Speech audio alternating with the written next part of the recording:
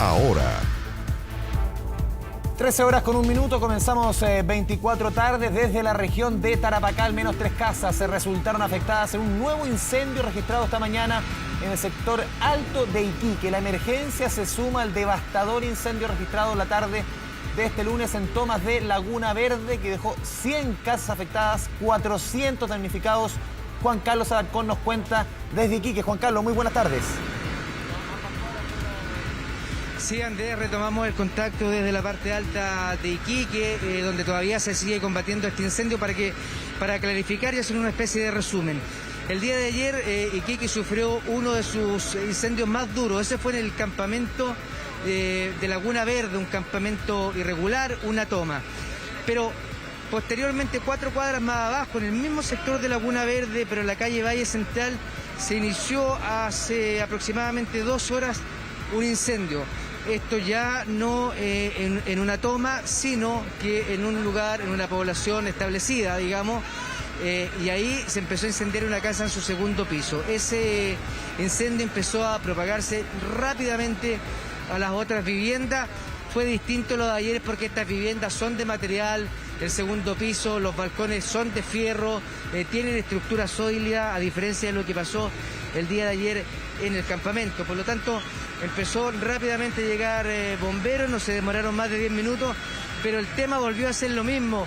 La presión, la zigzagueante presión del agua del sector alto de Iquique. Por un momento llegó bombero y empezó a combatir con mucha fuerza el incendio, pero en algún momento la presión falló, las mangueras se apagaron y quedaron mangueras de menor cuantía. ¿Qué ha dado esta situación? El incendio no está 100% controlado, pero ya está más acotado. Queda esta situación que en lo menos yo calculo que ya 5 viviendas tienen daño directo producto de este incendio. Una nueva tragedia, Andrés, en personas que están muy nerviosas, personas que lo habían pasado muy mal ayer, porque el incendio de ayer fue sobre sus casas, fue 3 cuadras más arriba de donde fue el incendio el día de hoy. Por lo tanto, ellos ya estaban muy nerviosos, muy estresados, y la verdad que hoy día nuevamente vuelven a vivir esta tragedia, y esta tragedia que reflota los mismos temores de ayer. Lo difícil de los caminos para que los camiones de bomberos den la vuelta, para que se puedan ubicar. Una línea interminable de mangueras que hay que unir para que llegue la presión definitivamente, porque los grifos no dan abasto. Son muchísimas las interrogantes, son muchísimas las situaciones que nos dejan como reflexión tanto el incendio del día de ayer como el incendio del día de hoy. El incendio del día de hoy, nuestro equipo, nosotros estábamos prácticamente al lado, por lo tanto estuvimos prácticamente desde la génesis, y por eso yo te puedo relatar que en un comienzo hubo problemas de presión para combatir este incendio. La gente, los vecinos, de manera muy solidaria, agarraron baldes, tomaron piscinas que estaban llenas de agua, empezaron a baldear las casas, a sacar los enseres de la casa de los vecinos, a sacar a las personas que estaban al interior también, a sacar a las mascotas, ya rápidamente evacuar este sector. Solo hasta el momento, solo y de manera preliminar, se lamentan daños materiales. Afortunadamente, solo daños materiales, cosa similar a lo que pasó el día de ayer. Ahora vemos en la imagen en directo que están sacando ya varios enseres de la casa, una de la casa principal, la casa que quedó, diría yo, más dañada, más afectada por ese incendio. Mientras revisamos estas imágenes que están en vivo, en directo, la gente se... Cuidado. No sé si estamos en vivo, Andrés, tú me avisas, pero se cayó esa estructura, un falso del techo. Sí.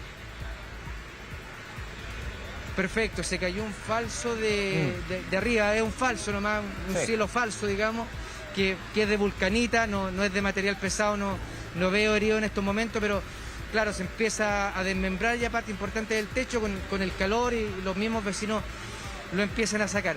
Donde está parado bombero arriba, en una estructura de fierro, ese balcón es de material, es sólido, por lo tanto eso afortunadamente no ha cedido. ¿Qué ha sido distinto a lo de ayer? Que estas casas son de material sólido, de ladrillo, de cemento, de fierro. Lo de ayer era un campamento y una toma, por lo tanto eran viviendas de material ligero. Pero a los bomberos les costó tanto conectarse ayer como hoy, porque los caminos para llegar acá son prácticamente los mismos. había un grifo muy cerca, a unos 10 metros, pero ese grifo en un momento entregó potencia, en otro momento no entregó tanta potencia tampoco. Por eso que ha sido tan complejo para bomberos poder combatir este incendio. Ya afortunadamente no vemos las llamas que veíamos en un principio cuando empezamos esta transmisión, ya vemos menos humo, el humo va cambiando de color, un color más blanco, y eso nos da la sensación y le da la sensación a los vecinos de alivio de que esta situación está comenzando a controlarse. Esto nos va a servir, Andrés, para hablar de lo de ayer, porque no es casualidad que nosotros estemos acá. Nosotros viajamos precisamente para darnos cuenta de cómo había amanecido el campamento y la toma Laguna Verde tras el incendio del día de ayer. Ayer se quemó prácticamente todo el campamento, una cantidad importantísima de casas. Estamos hablando de 400 personas damnificadas que durmieron en distintos albergues la noche de ayer. Personas que lo perdieron todo, que salieron con lo opuesto, que no tuvieron posibilidad de rescatar absolutamente nada. Afortunadamente, por lo menos a esta hora y luego de un comité de emergencia que hubo por la mañana, no se lamenta ninguna persona desaparecida, no se lamentan víctimas fatales, pese al volumen, pese a la magnitud del incendio del día de ayer. Pero el despertar hoy día fue complejo, las personas tuvieron que subir nuevamente a mirar los escombros, no quedó nada, está todo prácticamente calcinado, y mientras se hacían a la idea de volver a empezar, de personas vulnerables, de personas humildes, ocurre otro incendio muy cercano. Pasemos a escuchar declaraciones que hemos compactado de las personas de la toma del día de ayer a propósito de lo que aconteció, a propósito de este amanecer tan duro que tuvieron los vecinos aquí en el sector Alto de Iquique. Yo estaba en mi pega, sí, he salido de la pega yo para poder venir a recuperar algo, pero cuando yo llegué no se podía nada. Perdí todo, así, he quedado así. Lo único que sé es que mi sobrino me dice, tía, se está quemando algo allá, y yo lo único que logré sacar nomás mi nieta, porque está allá, y mi hija también en su trabajo, llegó también ya cuando todo estaba quemado. Yo logré salirme con mi nietita nomás, eso es lo que le puedo contar, pero fue al otro lado del incendio, de la otra calle. Y lo que queremos es una ayuda, por favor, también. Lastimosamente se perdió todo el sacrificio de muchos años. Todo un hogar se quedó sin nada, niños sin nada. Todo perdimos, todo.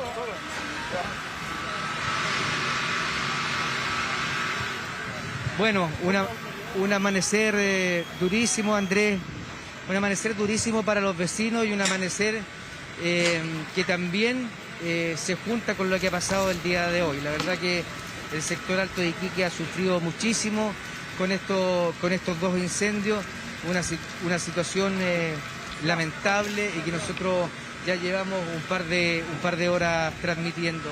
Hubo un comité de emergencia por la mañana, se reunió la autoridad, está la ministra de Desarrollo Social también aquí en la zona, entonces seguramente más adelante vamos a tener también esas declaraciones, vamos a ir compactando lo que dicen las autoridades, pero me da la impresión que también las autoridades en plena reunión o saliendo de esta reunión se enteraron precisamente de esta nueva emergencia, y eso ha cambiado un poquito la agenda, ha cambiado el itinerario, ha cambiado el panorama esta situación. Un incendio de los más grandes que se recuerda el día de ayer en el campamento Laguna Verde, y hoy día otro incendio también en el sector Laguna Verde, en Valle Central, en la calle específicamente, ya no en un campamento, sino que en una población establecida que ha dejado al menos 5 casas dañadas, a los vecinos muy estresados, muy asustados, muy angustiados por estos incendios en las últimas 24 horas, Andrés. Sí, y sucede en estos casos, Juan Carlos, cuando ocurren estos incendios en campamentos, en construcciones irregulares, lo hemos visto también en otras ocasiones, por ejemplo, en la ciudad de Valparaíso. Ahí está la decisión de la autoridad, y en conjunto obviamente con los vecinos, de cuál es el destino de estas familias, porque claramente ocurrían en el caso de Valparaíso en zonas de evidente riesgo para otros incendios a futuro, y obviamente muchas de esas familias no querían trasladarse porque el destino que se les daba al final eran lugares muy lejanos a donde ellos estaban apostados hace mucho tiempo. Y uno se imagina, quizás, Juan Carlos, no sé cuál es lo que has podido tú reportear en la zona, qué es lo que podría pasar con estos vecinos ubicados en un sector en situación irregular, pero imagino, esto es un campamento que tiene muchos años de instalación acá, entonces es bastante más complejo cuando sucede, por ejemplo, en incendios de esta magnitud en lugares regulares, donde los vecinos se les traslada y después vuelven al mismo lugar. Y ahí entra la discusión sobre qué hacer con estos campamentos, sobre todo qué hacer con estas familias. No es fácil, porque mira, estos dos incendios son la mejor muestra de lo que tú me preguntas. Donde estamos hoy día, ¿cierto? Que es Valle Central, sector Laguna Verde, me contaba recién un vecino, esto antes era parte de la toma, me dice.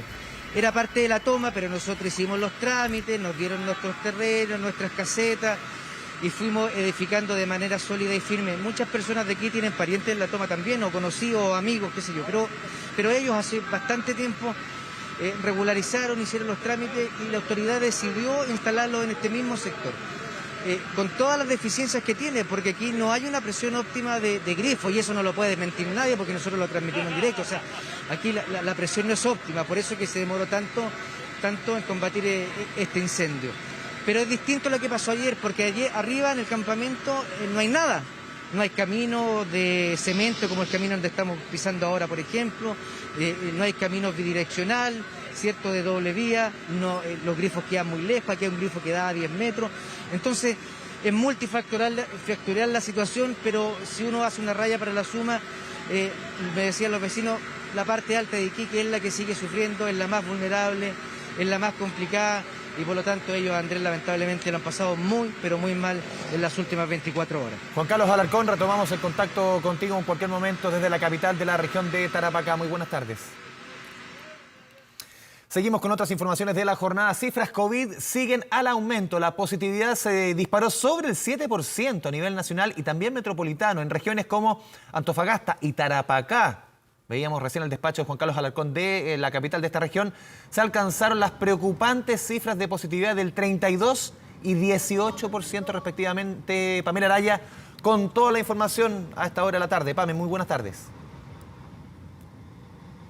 Hola, buenas tardes, Andrés. Hay que poner en contexto las cifras que se conocieron hoy, porque si bien hay 147 casos menos que ayer, estos resultados corresponden a lo que se realiza el fin de semana, cuando sabemos que los laboratorios funcionan hasta las 12 del día y cuando son menos personas que van a realizarse exámenes. Así, durante esta jornada se reportaron 3.922 casos nuevos de coronavirus, con un poco más de 50.000 exámenes. La positividad, sí, es de un 7% en la región metropolitana y un 7% como hay algo en el país, pero ayer eran de un 5%. Por eso que sigue siendo preocupante lo que está ocurriendo. Hay 4 fallecidos, pero yo les decía, es el reflejo del fin de semana. 460 siguen en la UCI y son las personas que están ahí también conectadas a ventilación mecánica, son un poco más de 384. 384 que están conectadas. Y lo señalabas al principio del despacho. La situación en las regiones es compleja, sobre todo en las zonas extremas, porque, por ejemplo, vamos a ir de menos a más. En la región de Magallanes es un poco más de 15% de positividad, también en la región de Tarapacá, pero donde todo está disparado es en la región de Antofagasta. Allí hay un 32,14%. Esto quiere decir que 3 de cada 10 personas está contagiada con coronavirus y responde, ya han dicho las autoridades, a las aglomeraciones, a los encuentros de fin de año y por supuesto la variante Omicron, que es altamente contagiosa. Preocupación entonces en Antofagasta, por eso hablaron las autoridades y también las personas de allá. Vamos a escucharlos. Entonces sí, hay que retroceder de nuevo, yo creo. ¿Y las cuarentenas deberían volver o no? Sí, de todas maneras, para que la gente tome conciencia de lo que está pasando. Y que empiecen las personas que no tienen tan vacunadas, lamentablemente, que empiecen a ejercer presión a esas personas, porque esas son las primeras que lamentablemente caen y no saben tampoco si están contagiadas por los asintomáticos y van al final contagiando a los demás, que eso es lo que preocupa. Bueno, la contingencia, digamos, del país no está como para salir de vacaciones, cosas por el estilo, relajarse, sobre todo con esta nueva cepa. Justo de las fiestas de fin de año, las personas hoy en día estamos en una temporada estival, se están aglomerando en las playas, también las personas más jóvenes hacen fiestas, no usan la mascarilla, ya entonces cuando bajamos estas medidas de autocuidado y tenemos una variante que es contagiosa, obtenemos estos resultados. Antes, cuando no había vacunación, las personas para reunirse, por ejemplo, nunca se sacaba la mascarilla o bien se realizaban test de PCR para saber si estaban negativos. Hoy es muy distinto y es por eso que además de resguardar las medidas sanitarias, la importancia que tiene la vacunación es clave, y para reforzar aquello es que ya está en marcha la vacunación para las personas que son inmunocomprometidas, que tienen enfermedades de base en su cuarta dosis. Esto comenzó durante esta semana, pero no solamente esta cuarta dosis es para ellos, porque también va a ser para los adultos mayores, 55 años, pero esto se va a ir avisando oportunamente. Quienes sí además se pueden vacunar son los rezagados, aquellas personas con primera o segunda dosis que, por ejemplo, la han tenido hace algunos meses atrás. Los niños de 3 a 5 también se pueden vacunar, esto es antes del 19 de enero, más o menos en esa fecha, pero la verdad es que nosotros conversamos con algunas personas que vinieron acá al vacunatorio de la iglesia de Santo Domingo para que nos puedan comentar el por qué vinieron y por qué es importante vacunarse. Mi hijo se vacunó la primera vacuna, la primera dosis, sí. ¿Todo bien? Sí, rápido. Es rápido, no llega de una vez, cuando son los niños, de una vez al tiro a su centro de vacunación rápido. Igual es importante porque respecto a los temas médicos no se ha habido un avance importante y como todavía son de prueba hay que mantenerse actualizados. Que es importante porque ayuda para proteger a nuestros abuelitos y a nosotros mismos también, por eso me voy a poner.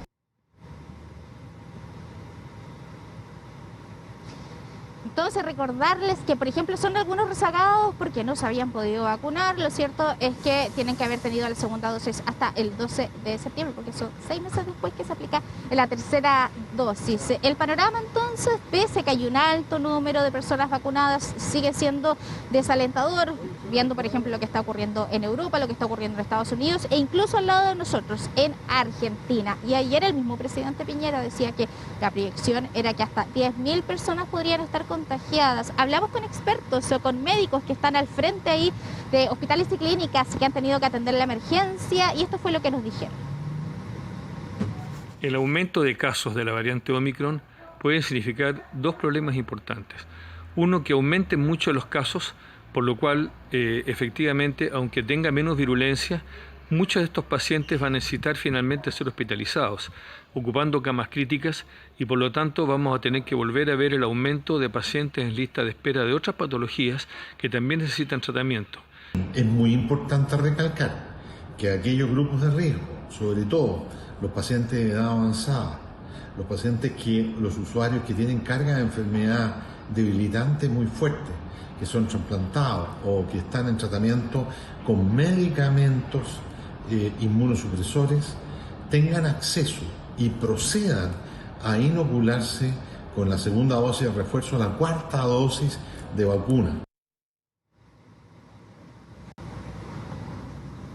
Recomendaciones y panoramas también de lo que podría ocurrir, porque ya se ha dicho, lo que ocurre con las vacunas no significa que no nos podamos contagiar, pero sí podemos hacer un cuadro leve, incluso como una gripe también, que podría ser bien incómodo, pero nos permite no quedar hospitalizados e incluso evita altamente el riesgo de morir. Ahí la importancia de la vacunación, que es lo que pasa con la influenza, por ejemplo, que uno se vacuna y muchas veces de todas maneras la contrae. Pero ahora la vacunación no es solamente lo que se requiere, sino también resguardar las medidas sanitarias, porque yo les comentaba esto que tiene que ver con lo que está ocurriendo en otros países con este alto número de contagios. Pamela Araya, muchas gracias por la información. Muy buenas tardes. Frontera Global. Las predicciones en nuestro país hablan de que en 2 semanas más podríamos tener hasta 15.000 casos diarios, pic histórico en estos 2 años de pandemia en Chile, donde ya se alcanzaron esos pics, pero con largueza, es en Estados Unidos, en Europa. Andrea Aguilar con todos los detalles. Andrea, buenas tardes. ¿Cómo estás, Andrés? Muy buenas tardes. Sí, vamos a pasar obviamente de inmediato a revisar qué está pasando en Estados Unidos, que es quizás el caso más preocupante. En las últimas 24 horas, más de 1.300.000 casos. Veamos justamente nuestra gráfica que habla de ese 1,35 millón de casos en un solo día, Andrés. Estábamos hablando hace 2 semanas de que el mundo había tenido 1 millón de casos y eso era un récord. La semana pasada Estados Unidos había alcanzado un día, creo, 1 millón de casos, pero nunca este nivel. Exacto, entonces cada 24 horas se suma y pese a lo que la gente está diciendo, realmente sí ha tenido un impacto en la salud y sobre todo en los sistemas sanitarios, porque ya no son la falta de ventiladores o la falta de oxígeno, sino tiene que ver con la falta de personal que se está contagiando aceleradamente y que ya no tienen cómo dar atención obviamente a los que se están contagiando, que hay que decirlo, son en su gran mayoría personas que no están vacunadas. Recordemos que en estos momentos Estados Unidos tiene una vacunación de 2 dosis cercana al 60%, o sea, hay muchísima gente que todavía no se ha vacunado. Y es un alarmante número que superó la cifra más alta que había alcanzado la semana pasada. Hablábamos el 3 de enero de 1,03 millón de casos por COVID-19, que era lo que tú mencionabas. Y esta cifra fue entregada por la Universidad Johns Hopkins, que incluso le suma más contagios a la cifra que nosotros tenemos de 1,3 y ellos llegan casi al 1,5 millones. Incluso los números, Andrea, claro, mucha gente dice que si está vacunada, menos gente llega a las UCI, mucha más gente se contagia. El tema es que al haber mucha más gente, al ser mucho más contagiosa, al final el universo de personas que podría caer a la UCI es muchísimo mayor. Pese a que un porcentaje es menor, esta variante, entre comillas, tiene menos derivaciones hacia unidades más intensivas. Sí, al haber un universo mucho mayor de contagiados, no es muy benevolente, sobre todo con países en donde la vacunación, como Estados Unidos, llega a un 60%. No, y aparte recordemos que Estados Unidos lo que hizo fue priorizar la atención de sus sanitarios y la vacunación de ellos. Pero Omicron está también infectando a los que están vacunados. Eso no significa, obviamente, que no haya un impacto, significa que no vas a morir de COVID. Pero es importante decir que esto ha tenido, obviamente, un impacto en Estados Unidos debido al aumento de casos. Hay muchas escuelas que han tenido que cancelar. Estamos hablando cerca de 15 estados, Andrés, que están en esos momentos hablando de un incremento muy explosivo de casos. Incluso en la ciudad de Nueva York se suspendió el servicio en 3 líneas del metro debido a la gran cantidad de trabajadores que están contagiados. Y esto ha llevado también, Andrés, a que algunos países, ustedes se han dado cuenta, que lo que han hecho es acortar las cuarentenas o los periodos de aislamiento, precisamente porque no quieren que los trabajadores se ausenten tanto tiempo de sus trabajos, porque son obviamente estos rubros básicos los que están quedando descubiertos. Pero no solamente en Estados Unidos esto es preocupante, revisemos ahora cómo está la situación en Europa, que quizás en esos momentos, Andrés, es el epicentro de la pandemia. Vuelve a ser el epicentro, ¿de acuerdo? El primer gran epicentro fue Europa, hace 2 años. Recordemos que es una situación muy distinta y mucho más dramática que la que teníamos hace 2 años. Tienen 7 millones de casos en una sola semana.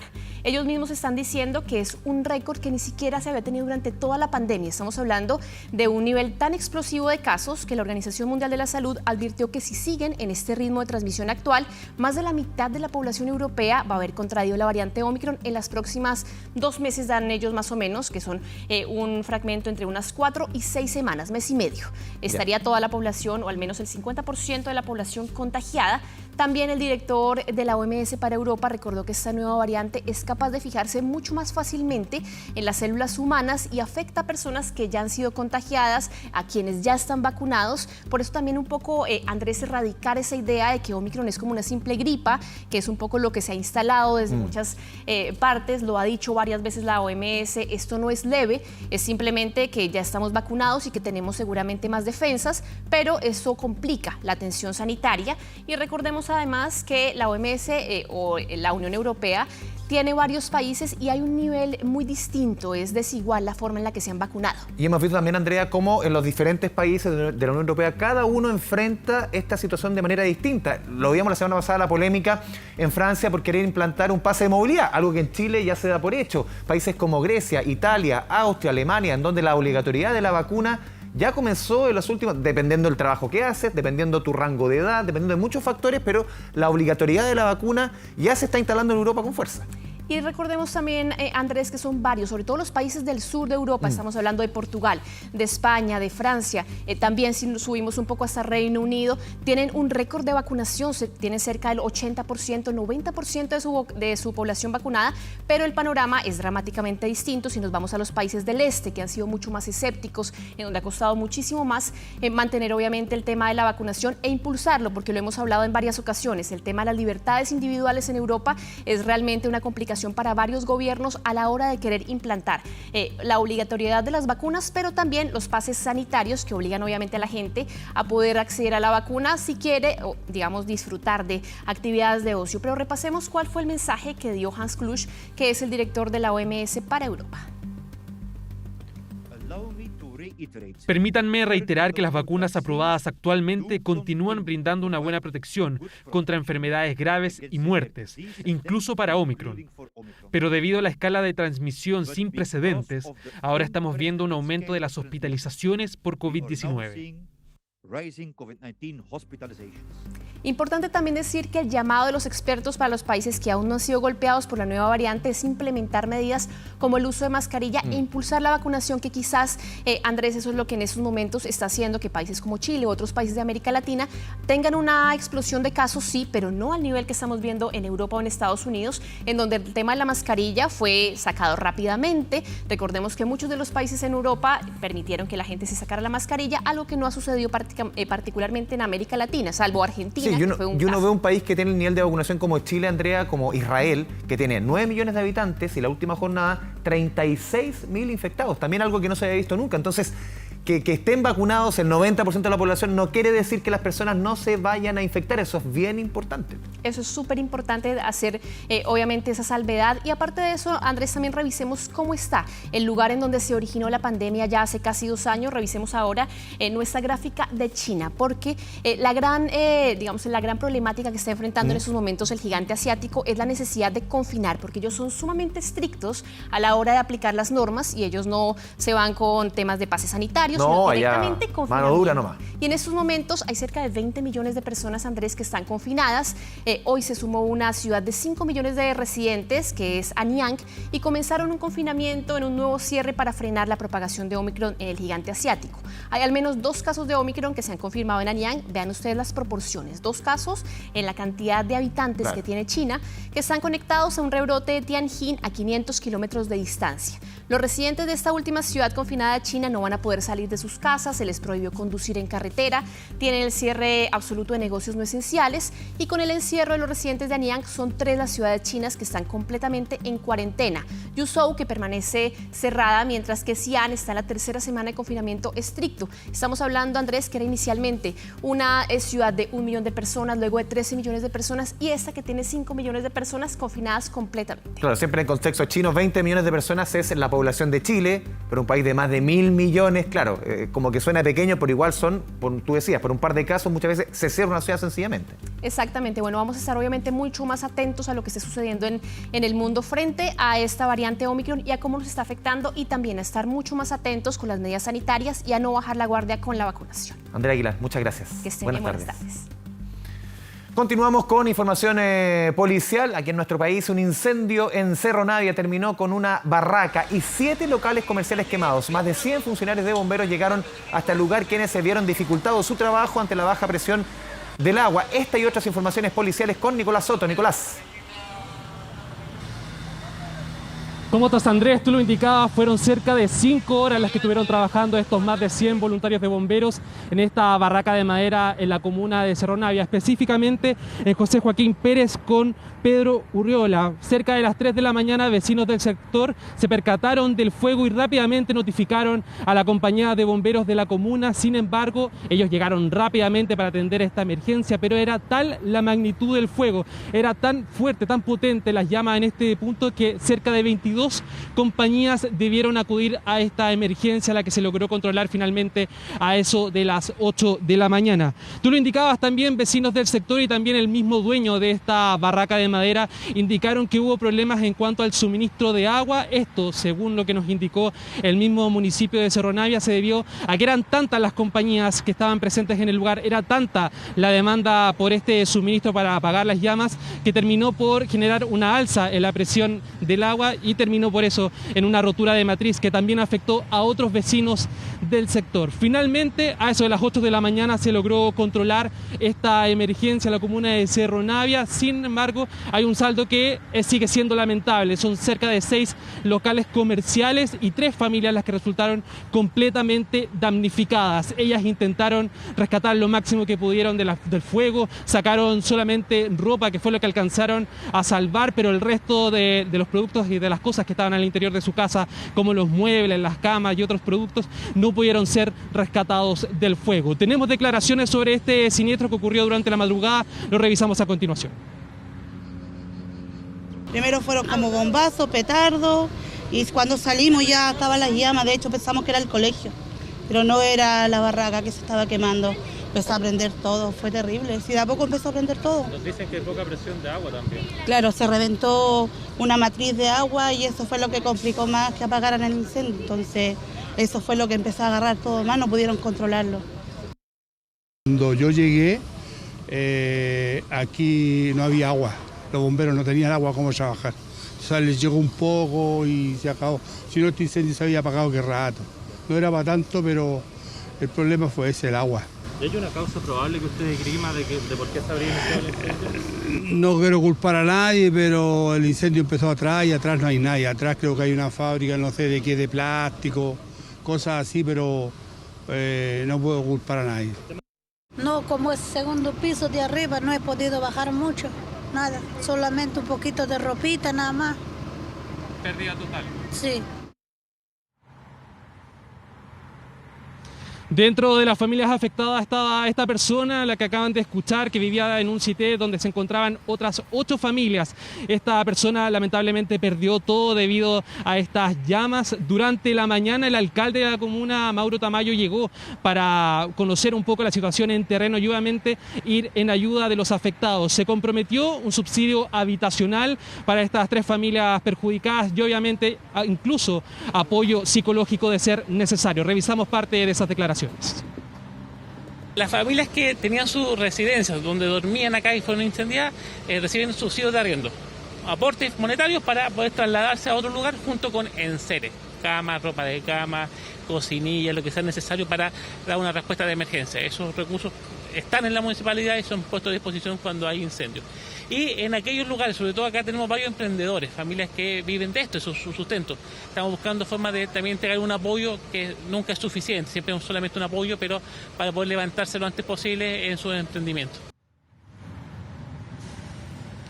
Lamentable el saldo entonces de este incendio en la comuna de Cerro Navia. 6 locales comerciales afectados, entre ellos una bodega por la calle de Río Baker y también 3 familias damnificadas. Incluso el dueño de esta barraca de madera señaló que la pérdida estaría evaluada en cerca de 90 millones de pesos, solamente considerando la maquinaria y también la madera que fue afectada, obviamente que terminó incendiada debido al fuego. Pasamos ahora de inmediato a revisar otra información policial. Nos movemos dentro de la región metropolitana y nos vamos a la comuna de Lo Prado, porque detectives de la Brigada de Robo Occidente de la PDI detuvieron a 2 personas por el delito de robo con intimidación y homicidio frustrado. Las cámaras de seguridad que ustedes ya están viendo en pantalla registraron esta riña en Avenida San Pablo con Las Acacias. En las imágenes se ve cómo estas personas propinaron una serie de golpes con objetos contundentes y cortantes a una víctima de nacionalidad colombiana, quien resultó con heridas de gravedad. Luego atacan a una segunda víctima a quien le roban su celular. Es en ese momento cuando estos 2 funcionarios de la PDI circulaban por el sector y sorprendieron a una de las atacantes, una mujer que intimidaba con un cuchillo a la segunda víctima. Fue entonces cuando intentaba huir del lugar en compañía de los otros sujetos de esta banda. Sin embargo, los oficiales policiales lograron la detención de esta mujer y de uno de sus acompañantes, quien obviamente van a ser puestos frente a la justicia por este robo con intimidación y homicidio frustrado. Tenemos declaraciones al respecto, las revisamos a continuación acá en 24 tarde.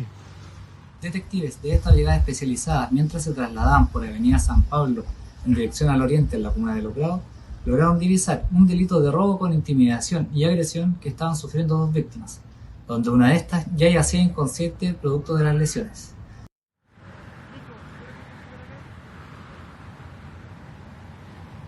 La Fiscalía amplió el plazo de la detención para la toma de declaraciones, obviamente, de la víctima, de la primera víctima, que estaba más grave por estar, obviamente, en estado de inconsciencia. Por lo tanto, van a seguir generando datos y antecedentes respecto a este hecho policial en Lo Prado. Nos vamos ahora a Peñalolén, porque un hombre que permanece en riesgo vital en el hospital, Luis Tisné, tras una riña en el exterior del domicilio de su madre. Se presume que se trataría de un ajuste de cuentas. Esta pelea ocurrió en calle 36, cerca de la medianoche, cuando la víctima estaba fuera del domicilio de su familiar. Vecinos trasladaron a esta persona hasta el CEFAM La Faena, comuna de Peñalolén, obviamente, herido, obviamente, que mantenía heridas debido a esto. Se presumía que eran de balas, sin embargo, por ende fue derivado hasta el hospital Luis Tisné, donde finalmente se logró corroborar que eran heridas a causa de un arma cortopunzante, 3 de ellas en su costado izquierdo y una en su espalda, una situación que lo mantiene obviamente internado en riesgo vital. Personal de la Brigada de Homicidios de la PDI realizó las diligencias en el lugar para dar con el contexto y la dinámica de los hechos. Hasta el momento no hay personas detenidas, pese a que, según los familiares, los agresores estarían individualizados. Revisamos declaraciones a continuación sobre este hecho en la comuna de Peñalolén. En primera instancia se daba que había recibido algún disparo. Esta persona llegó al CEFAM de La Faena, en el sector de Peñalolén, y debido a la gravedad de la herida fue trasladado de forma inmediata al hospital Tisneo.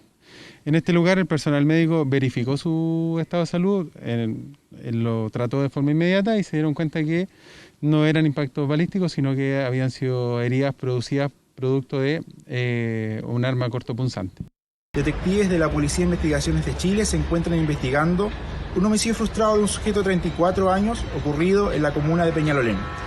Tras los primeros antecedentes se pudo establecer que la víctima fue agredida con elementos cortantes y objetos contundentes, producto de lo cual se encuentra internado en el hospital Luis Tisné en riesgo vital. En riesgo vital entonces permanece esta persona luego de este ataque. Obviamente se mantiene bajo los resguardos médicos necesarios. Nos vamos ahora de Peñalolén a revisar lo que ocurrió en la comuna de Las Condes, donde un hombre que intentó robar un departamento fue detenido gracias a la alerta de un conserje del mismo edificio. El hecho ocurrió en Avenida Colón, donde un sujeto ingresó hasta una propiedad ocultándose entre los residentes, siendo esta situación percatada obviamente por el conserje del edificio, quien rápidamente dio aviso a personal de seguridad ciudadana de Las Condes por medio del número 1402. Ante esta denuncia, rápidamente se movilizó el personal hasta el lugar, verificando el procedimiento, en donde, gracias al relato de la víctima y del conserje, se pudo acreditar que el hombre ingresó hasta el piso 7 y que en un destornillador intentó entrar a un departamento, pero obviamente generando ruido, molestia, lo que alertó a la dueña del domicilio, quien rápidamente cerró la puerta y que permitió y facilitó la detención de este sujeto. También tenemos declaraciones, las revisamos a continuación. La estrategia que estamos impulsando desde el municipio, capacitando a los conserjes para que estos puedan prevenir delitos en departamentos habitados o no, está dando efecto. El conserje pudo estar coordinado permanentemente con el 1402 y así prevenir esta situación. El delincuente ya había sido detenido por nuestros inspectores durante el 2021. Los inspectores de seguridad lograron la detención entonces de este individuo, que fue entregado a Carabineros, quienes lo derivaron hasta una unidad policial. Parte entonces de la información policial que se ha dado a conocer durante las últimas horas, Andrés. Nicolás Soto, muchas gracias por la información. Son las 1 de la tarde con 38 minutos, 28 grados en la capital. Pausa las noticias. Volvemos a 24 tarde con información política. Un grupo de familiares de víctimas de la delincuencia llegó hasta la sede del comando del presidente electo Gabriel Boric para entregarle una carta que solicita prioridad dentro de su gobierno en temas de seguridad ciudadana. Marian Basso nos cuenta los detalles. Marian, muy buenas tardes. Sí, Andrés, muy buenas tardes, ¿cómo estás? Efectivamente estamos acá en el comando del presidente electo, Gabriel Boric, en Condel, con Obispo Salas. Estamos en este lugar, efectivamente, porque en unos segundos más podría salir Isquia Siches, parte de su comando, quien nos podría dar algunas declaraciones de lo que se está tratando hoy, específicamente el tema de la conformación del gabinete, entre otros temas de contingencia. Pero bien, vamos a empezar con lo que tú muy bien nos comentabas. Hoy en la mañana, después de la llegada del presidente electo Gabriel Boric hasta acá, hasta su sede, para mantener reuniones con su equipo durante todo el día, efectivamente él recibió a 5 familias de víctimas de distintos hechos de violencia en los últimos años. Entre ellos, por ejemplo, les voy a dar algunos nombres que ustedes recordarán. Raúl Moya, el padre de Tamara, esta menor de edad que fue asesinada en una encerrona en Huechuraba en febrero de 2021 por una bala.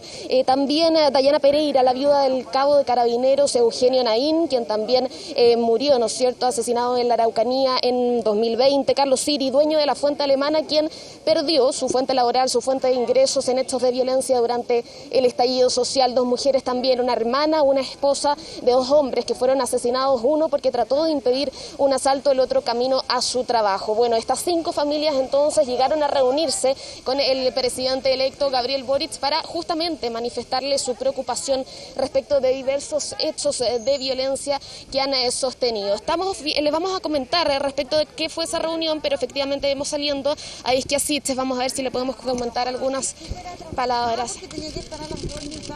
Isquia, respecto del PGU, las reuniones del día, ¿qué piensan hacer para el Senado? Eso. Estamos en coordinación con el equipo de la diputada Cariola y Crispi y ellos están conversando para que ojalá se pueda asegurar el financiamiento. Así que discúlpeme, pero estoy súper atrasada, mi guaguita me está esperando. Gracias.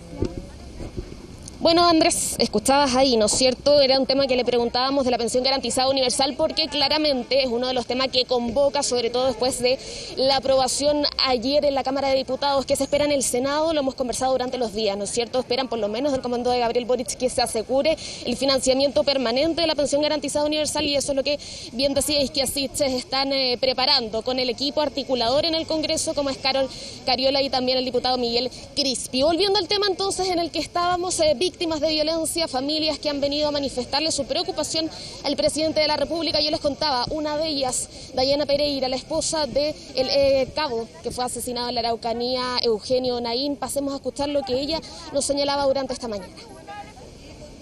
Y le planteé sobre la ley Naín, que donde esa ley Carabineros igual necesita apoyo, y sacando esa ley van a tener ese apoyo, pero no. Hablando con él, súper buena gente realmente. ¿Y qué te dijo el presidente sobre esa ley? Lo va a conversar, lo va a plantear y lo va a hablar, no sé yo creo, sino para tratar de hablar con el general. Claro, Le pedí al presidente que por favor se comprometiera públicamente a que en caso de que la ley Tamara no alcance a ser aprobada antes del cambio de mando, él le mantenga la urgencia de discusión inmediata, de modo que el proyecto siga avanzando y no se vaya a descansar un cajón 5 o 10 años más. Yo más que nada quiero hacerle un llamado a que por favor nos ayuden en esta causa de las víctimas primero, que firmen, porque de verdad con eso nos están apoyando mucho y nos da algo de esperanza dentro de todo lo horrible que hemos pasado. Él se comprometió que estos temas van a ser tocados, que no podemos seguir en esta situación, digamos. Hay gente que queda en abandono incluso porque hay personas de la agrupación que han perdido hijos, han perdido a su marido y que en cierta medida se ha perdido, por ejemplo, la persona que sustenta el hogar.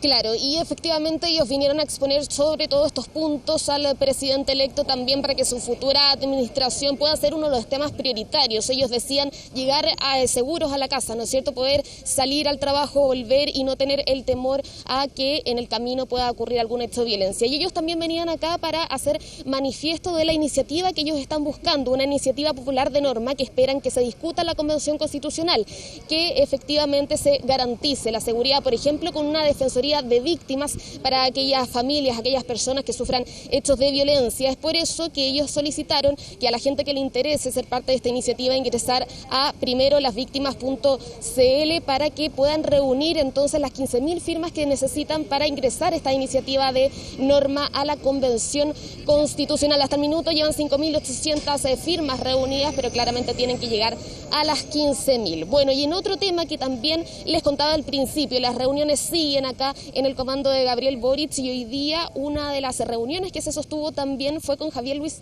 Egaña. Él es uno de los coordinadores de los cambios de mandos históricamente, de por ejemplo Patricio Aylwin, Lagos, Michelle Bachelet. Él ha estado a cargo de todo eso, cómo se hacen los cambios de mando, las ceremonias, los invitados, por ejemplo. Estuvo en una reunión acá temprano, salió, conversó con nosotros con 24 horas, les preguntamos efectivamente si va a ser parte, por ejemplo, de este comando de protocolo que se organizó para poder realizar el cambio de mando. Él señaló que llegó hasta acá para poder asesorar al equipo de Gabriel Boric en cómo realizar un correcto cambio de mando el día 11 de marzo. Le preguntamos, por ejemplo, si él iba a estar a cargo de los invitados internacionales, de las autoridades que normalmente vienen a esta ceremonia. Señaló que no, por el momento no, que esta es una primera reunión, que efectivamente puede tener más reuniones en el futuro para asesorar de buena forma y que todo salga impecable ese 11 de marzo. Escuchemos sus declaraciones.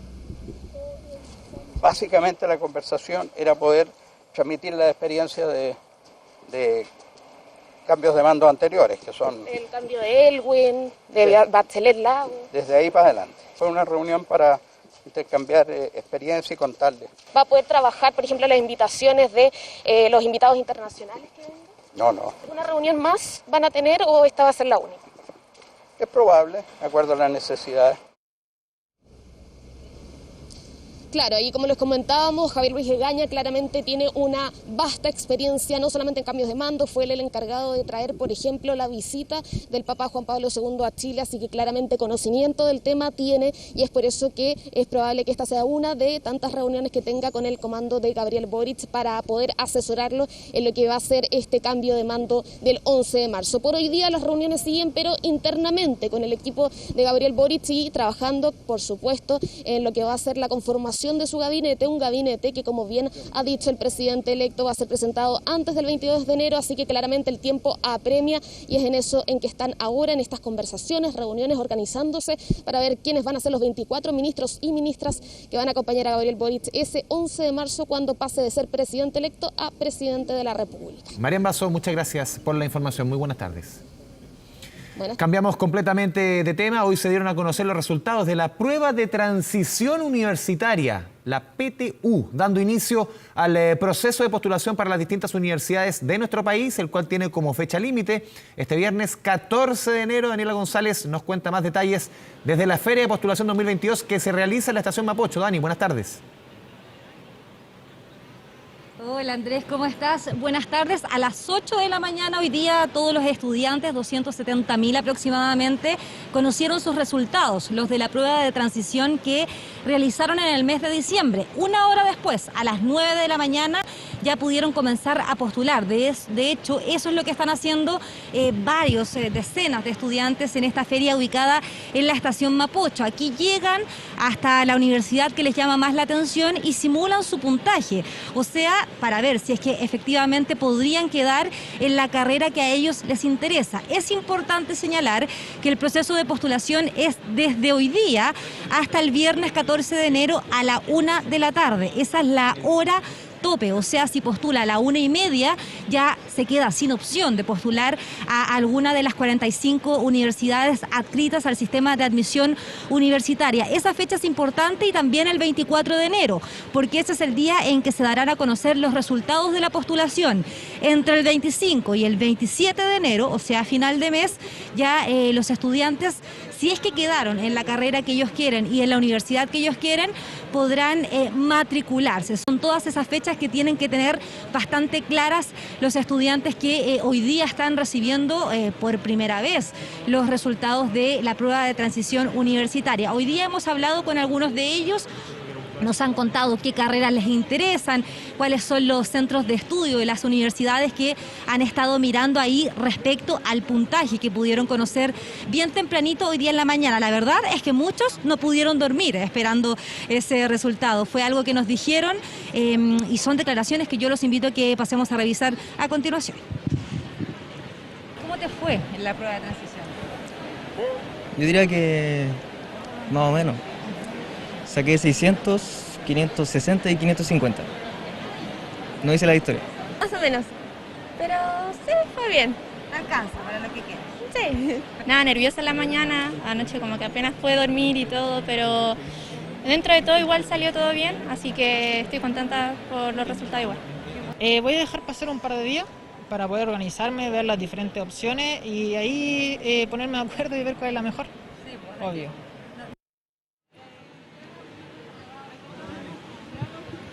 Claro, y además hoy día el Ministerio de Educación hizo un balance respecto a los puntajes que obtuvieron cerca de 230.000 personas que rindieron la prueba de transición universitaria. 275.000 estudiantes se inscribieron en esta PTU, pero 235.000 aproximadamente rindieron la prueba de transición universitaria. De ese total se obtuvieron 180 puntajes nacionales, un número inferior a lo que se registró el año pasado.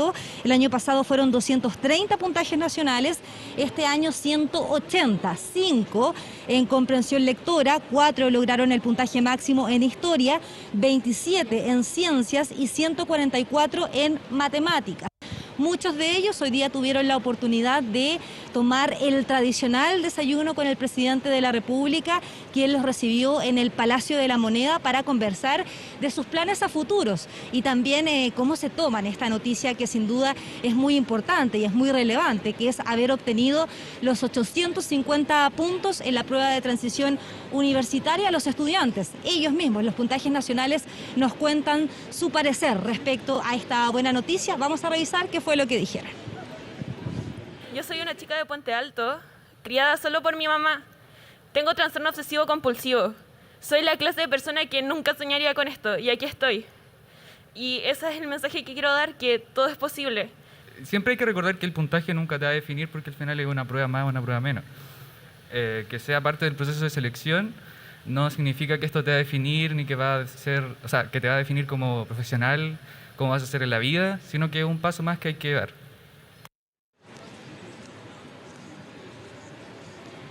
Claro, importante ahí lo que planteaba el último puntaje nacional. El puntaje no define los conocimientos y las habilidades que tiene cada uno de los estudiantes en nuestro país. En ese sentido, hoy día las autoridades del Ministerio de Educación señalaban que la prueba de transición universitaria de forma empírica ha demostrado disminuir las brechas entre colegios científicos humanistas y colegios técnicos profesionales. Esto por las nuevas preguntas que se conocen como preguntas de nuevo tipo que se han integrado a la PTU y que buscan medir competencias en vez de conocimientos. Eso habría disminuido de cierta forma la brecha que existe entre distintos colegios en nuestro país. Esa información fue confirmada, de hecho, el día de hoy por el subsecretario de Educación Superior y por la directora del DEMRE, de quienes vamos a revisar declaraciones a continuación. Lo que mostraba la PSU era una enorme diferencia entre jóvenes que egresaban de colegios científico-humanistas en comparación con los jóvenes que egresaban de colegios técnico-profesionales. Los cambios que hicimos pudieron dar cuenta de una reducción en esas brechas que ya se ve para la aplicación de la prueba de transición del año pasado. Este año, esa disminución en las brechas se mantiene. Cuando hacemos dos aplicaciones, dividimos en dos grupos los postulantes y les aplicamos pruebas que construimos de manera que sean equivalentes, y la verdad es que todas las pruebas estadísticas que se hicieron muestran que fueron absolutamente equivalentes. Hay otro punto que es importantísimo y que muchos estudiantes se tienen que estar preguntando en este momento, y tiene que ver con las becas universitarias. La JUNAEV hoy día tiene 16 becas disponibles que no tienen relación para nada con el puntaje obtenido en la prueba de transición universitaria. Por eso, la invitación es que los estudiantes puedan ingresar a la página de la Junaev y poder postular a las distintas becas que se ofrecen. La beca indígena, por ejemplo, para las personas que tengan algún apellido, por ejemplo, de alguno de los pueblos indígenas de nuestro país, la beca de Presidente de la República, entre otras que ofrece la Junaev, que tienen como objetivo brindar ayuda económica o residencial a los estudiantes que viven en otra ciudad distinta a la que van a estudiar. Desde Junaev invitan a postular y también a renovar las becas. Las personas que tenían becas años anteriores, idealmente que lo hagan ahora, cuanto antes del 21 de enero, porque ese día vence el plazo. Vamos a revisar entonces lo que pudimos conversar en horas de esta mañana con el director de la Junaev. Estas becas no están consideradas el puntaje, son becas que tienen que ver con el registro social de hogares. En el caso de los renovantes, aquellas notas que han ido sacando. En la beca indígena hay que acreditar pertenecer a un pueblo originario a través del apellido, a través de un certificado que puede entregar una comunidad que participa de una comunidad que tiene prácticas culturales. Las comunidades se tienen que ir acreditando diferentes situaciones según la beca. Ya, lo importante es que los estudiantes que nos están viendo se acuerden de la fecha. Hasta el 14 de enero, o sea, este viernes, hasta la 1 de la tarde tienen para postular a cualquiera de las universidades o centros de formación técnico que están adscritos al sistema de admisión universitaria. La Feria de Estación Mapocho estará abierta desde las 10 de la mañana hasta las 8 de la noche. Hoy día martes, mañana miércoles y el jueves. El viernes cierran a las 2 de la tarde y mucho ojo que también hay feria universitaria en Viña del Mar y en Concepción para los estudiantes que son de regiones. La idea es que los alumnos puedan estudiar sus distintas opciones y así, por supuesto, postular a la carrera que más les llame la atención y, por supuesto, Andrés, que más los haga feliz pensando en su futuro. Sí, también pensando que hay otra prueba a mitad de año para bajar un poquito la presión. Es parte de las novedades que trae este proceso de selección universitaria. Daniela, muchas gracias. Seguimos con otros temas. Ya es una realidad. A partir de hoy comienza a regir la ley 21.224, promulgada por el presidente Sebastián Piñera el 9 de mayo del año pasado, que es esta ley 21.224, permite cambiar el orden de los apellidos. Dani Linares tiene más detalles. Dani.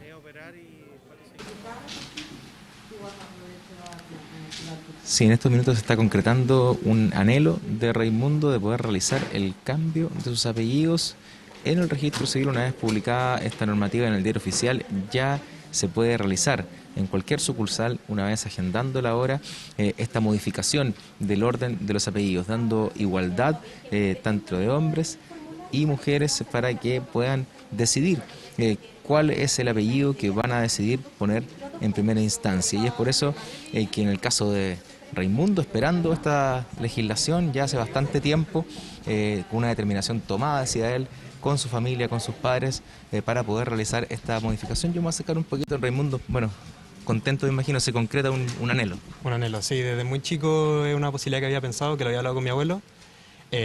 Cuando se anunció para el Día de la Madre el año pasado, quedé muy contento y que sea ahora también. Lo tiene así, muy contento. Una determinación que me decías tomada ya hace bastante tiempo y inspirada también en tu abuelo que te acompaña. Así es. Sí, en mi caso no un conflicto familiar ni con mi papá ni con mi mamá, simplemente por la admiración que siento hacia mi abuelo, cómo formado como persona, con los valores, y que tengo la suerte de estar apoyado por mi mamá y por mi papá. Creo que es algo muy importante. Pero conozco casos que quizás no han estado en el trámite hoy día, pero que lo mismo, que no se sienten representados por el primer apellido, y esto, como dije antes, democratiza la forma de vivir de cada uno. Muchas gracias. Ahí está el detalle, ¿no?, de la determinación que ha tomado Raimundo en concordancia con su familia también para poder realizar esta modificación. Algo que podrán hacer todos los chilenos a través del registro civil, solicitando una hora de atención de agendamiento para que puedan finalmente concretar este cambio que da igualdad entre hombres y mujeres y también le da a las familias la posibilidad de elegir qué apellido quieren utilizar en primera instancia. Vamos a revisar declaraciones del ministro Larraín respecto a los detalles también de esta legislación, también qué ocurre, por ejemplo, si una persona que cambia sus apellidos y tiene hijos, qué pasa con ellos. Vamos a revisar de inmediato sus declaraciones. Tiene una limitación, que si ese adulto que cambia su orden de apellidos tiene hijos o hijas, si son menores de 14, se entenderá que esos hijos o hijas cambian con él. pero si tiene entre 14 y 18, entonces habrá que consultarlo y son ellos los que tienen la última palabra. Si uno de ellos no quiere, no hay cambio, porque los hijos van a mantener siempre su orden de apellido. Veíamos el caso de Raimundo y también de una pareja, ¿no?, que ha decidido también poder realizar esta constitución de familia, decidiendo ustedes también el orden de los apellidos. Imagino que es un anhelo, ¿no?, que tenían pendiente. Sí, la verdad es que cuando vimos la radiografía, cuando hicimos la ecografía, Diego me dice, pongámosle Gala Cobian.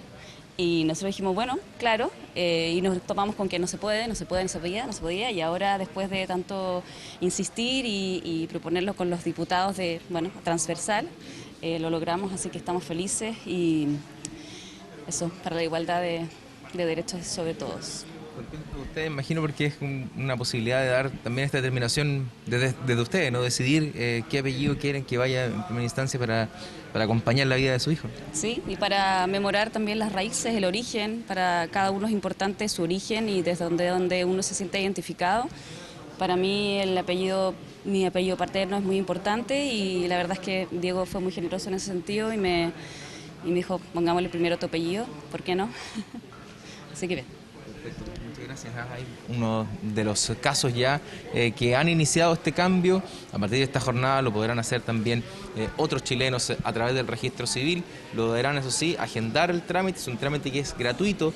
Eso sí, tendrá el costo asociado, por ejemplo, de la reimpresión de la cédula de la identidad o del pasaporte, el valor de cada uno de esos documentos, pero el trámite en sí se hace de forma gratuita, eso sí, con agendamiento de hora en el registro civil, la cual pueden acceder a través del sitio web registrocivil.cl.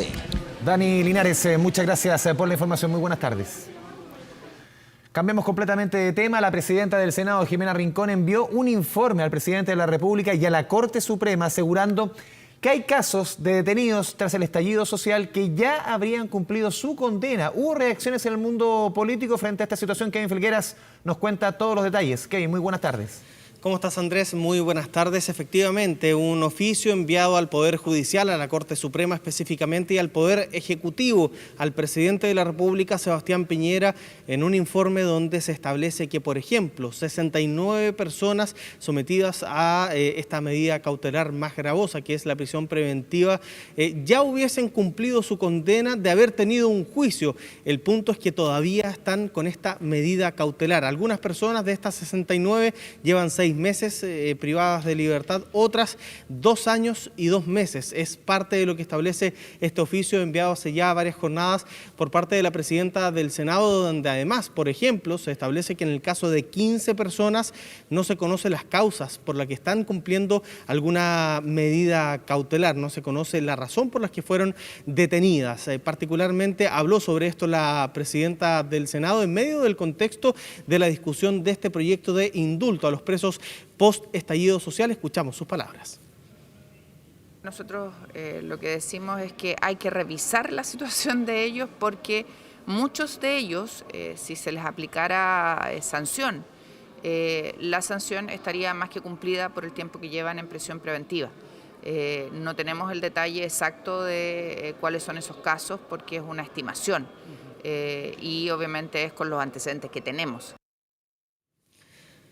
La falta de información ha sido una de las tónicas de esta discusión del proyecto de indulto a presos post-estallido social, que incluso tuvo palabras del presidente electo ayer, Gabriel Boric, emplazando precisamente al senador Pedro Araya, a la Comisión de Constitución, al Senado y al Congreso en su conjunto, a que despache de una vez por todas este proyecto de ley ingresado hace ya harto tiempo, más de un año, acá al Congreso Nacional, que cumple recién su primera etapa legislativa, su primer trámite constitucional. Hubo cuestionamientos a la presidenta del Senado por el envío de este oficio y también consultamos a los integrantes de la Comisión de Constitución del Senado, bien digo, por el trámite del proyecto de indulto para los presos post-estallido social, que la próxima semana ya tendría una votación clave. Revisamos esas palabras. La presidenta del Senado no puede abusar de su investidura, porque lo que ha dicho de alguna manera es un llamado de atención a 2 poderes del Estado y eso no corresponde. Yo no tengo problemas en que se vea el proyecto de indulto. Yo creo que en particular yo no he cambiado de opinión, creo que es un muy mal proyecto y si se ve yo lo voy a votar en contra.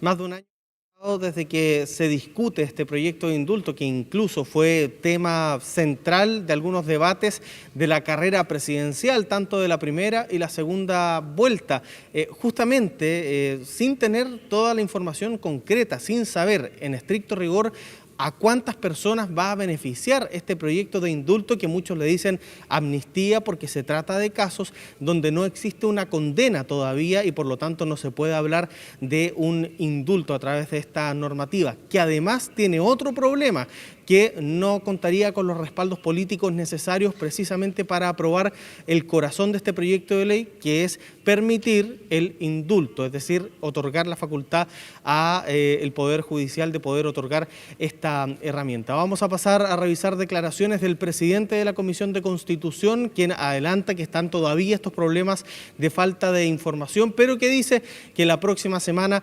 probablemente el lunes de la próxima semana, se ponga en votación para ya terminar ese trámite en la Comisión de Constitución y enviar este proyecto a sala. Hay también emplazamientos desde la actual oposición, es decir, desde el Partido Socialista al presidente electo Gabriel Boric. La revisamos. Primero, no sabemos cuántos son efectivamente los denominados presos de la revuelta y cuántas personas pasaron por el sistema penal durante el estallido social. Pero lo más complejo es que este proyecto, al tener normas de quórum, necesita que a lo menos 2 senadores de derecha voten a favor de este proyecto. Entonces, no sacamos nada como comisión de despachar este proyecto si no logramos construir un acuerdo político que le dé viabilidad técnica al proyecto de indulto. O sea, es plausible, nosotros vamos a hacer eso, pero yo le pediría al presidente electo Boric que también él avance en una propuesta. Él va a ser presidente a contar de marzo, tendrá, espero, en una semana más un gabinete, tendrá su ministro de Justicia. El primer tema que se le debiera encomendar es abordar esta situación. Bueno, se le pide a Gabriel Boric que se haga cargo de esta situación más allá de lo que sucede en la votación acá en el Congreso Nacional, donde todo indica que no están los respaldos políticos para que esta iniciativa siquiera avance a su segundo trámite constitucional. Recordemos que al ser una moción parlamentaria, si es que no logra el quórum mínimo de aprobación, que entendemos son 26 votos, este proyecto se archiva y no se puede volver a presentar dentro de un año, por lo tanto las facultades quedarían solo en manos del presidente de la República. Para finalizar este tema, hay un informe de Gendarmería que establece en 144 los detenidos del estallido sujetos a prisión preventiva, un detalle que fue entregado a la presidenta del Senado, Jimena Rincón, y que por cierto se va a tener en consideración cuando se ponga en votación este proyecto de ley. Cambiamos brevemente de tema, Andrés, para contarles novedades con respecto a la licitación del litio. Más que la licitación, los cuestionamientos que existen a esta iniciativa, porque hubo 2 proyectos de ley presentados la semana pasada, uno por la bancada de la Democracia Cristiana, otro por partidos de Apruebo Dignidad, como son el Partido Comunista, el Partido Socialista, que es de otro bloque político, y también de la Federación Regionalista Verde Social. Ambos buscaban, de cierta manera, detener esta licitación del litio, que el día viernes ya debería tener adjudicada la empresa que va a poder explotar este 4,4% de los recursos naturales de del litio particularmente. Estas 2 mociones parlamentarias fueron declaradas admisibles por la Sala de la Cámara de Diputadas y Diputados, es decir, que recién van a poder partir su tramitación legislativa. Claramente, probablemente no vayan a alcanzar a salir del Congreso Nacional antes de ya adjudicar la licitación del litio. Y un tema más muy importante, hoy en la tarde el viceministro de Minería y Energía, Juan Carlos Llobet, estará en la Comisión de Economía entregando detalles de las bases tan polémicas de esta licitación, y mañana la Sala de la Cámara realizará una sesión especial precisamente por la licitación del litio que, lo decíamos, de aquí al viernes ya debe estar adjudicada.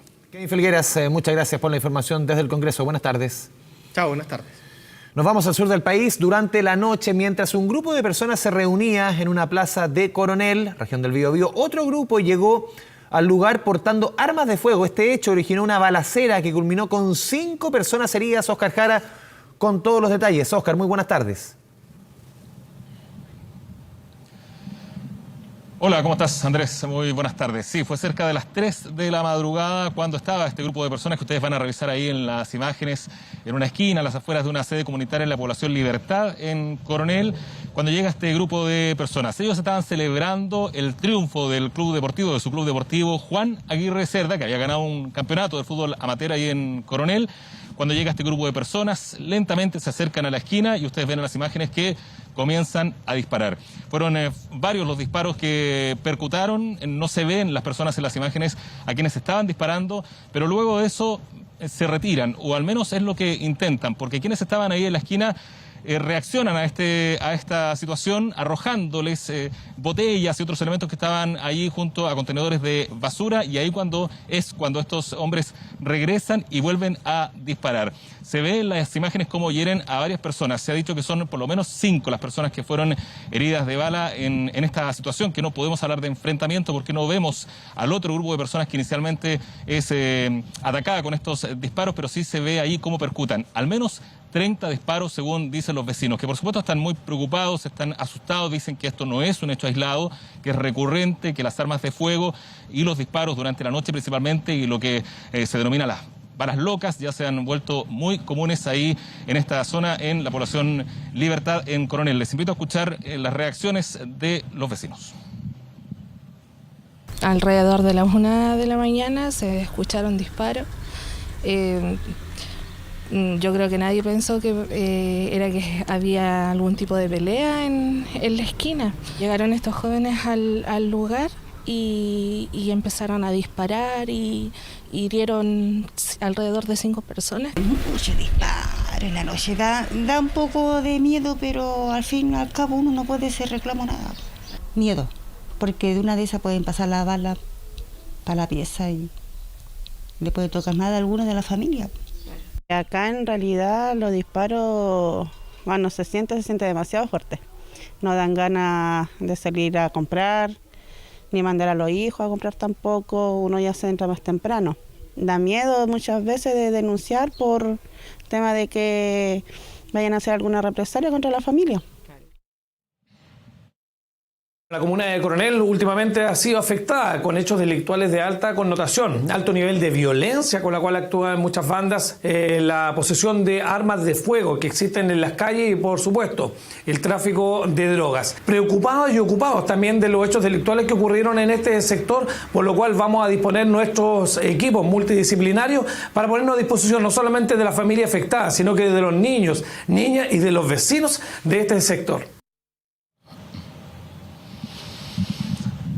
Escuchaban ustedes también ahí la reacción desde el municipio. Hablan de bandas, hablan de armamento de fuego, que ya es muy común entre quienes habitan en distintos sectores de Coronel, y hablan también de la droga. En una comuna que ustedes recordarán hace algunos años alcanzó el número 1 a nivel nacional como la comuna con mayor índice de homicidios, donde también la droga tenía un papel protagonista. Es lo que buscan evitar en el municipio, que están muy preocupados, han pedido mayores medidas de seguridad por parte de Carabineros, y ellos han anunciado también, escuchaban ustedes, mayores rondas, patrullajes de seguridad vecinal para apoyar a los vecinos. No hay detenidos por este incidente que ocurrió de madrugada en la población Libertad en Coronel. Lo que sí se confirmó es que al menos fueron 5 las personas que llegaron al hospital de Coronel y luego trasladadas al hospital de Concepción, algunas de ellas con impactos de bala. Están todos, eso sí, fuera de riesgo vital, pero preocupa, por supuesto, estas imágenes que ustedes han visto ahí en Coronel con estas balaceras que se han vuelto cada vez más recurrentes. Andrés. Oscar Jara, muchas gracias por la información desde la región del Biobío. 2 de la tarde con 17 minutos. Con estas imágenes de lo sucedido en Coronel,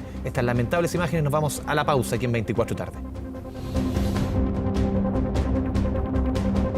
Volvemos a 24 tarde con información veraniega. Miles de turistas han llegado hasta la región de Coquimbo para disfrutar del verano en las playas de la zona. Pero, ¿cuál es el presupuesto que deben considerar aquellas familias que quieren estacionar su automóvil en el borde costero? Un tema recurrente, que preocupa. Se lo preguntamos a Darwin Cortés. Darwin, muy buenas tardes. Presupuesto para estacionar la máquina.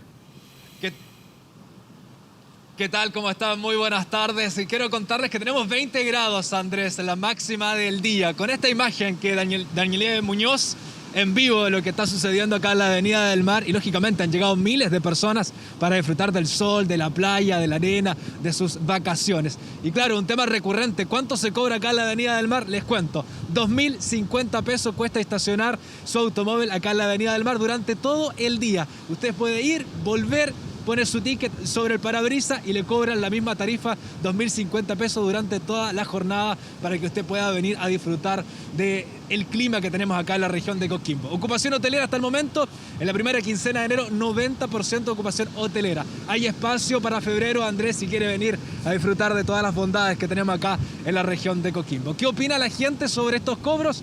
Lo pasamos a escuchar de inmediato.